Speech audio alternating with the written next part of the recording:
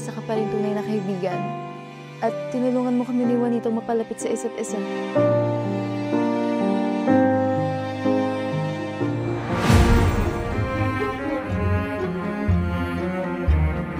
Binibining Carmelita, hindi mo na kailangan pang magtago. Dahil kahit saan ka man magpunta, makikita pa rin kita.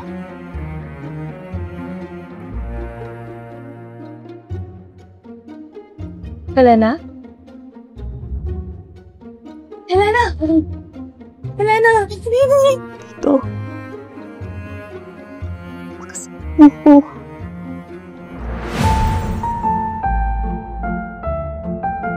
Carmelita, ang iyo bang nabanggit na lalaking napusuan na nasa malayong lugar, si Alejandro?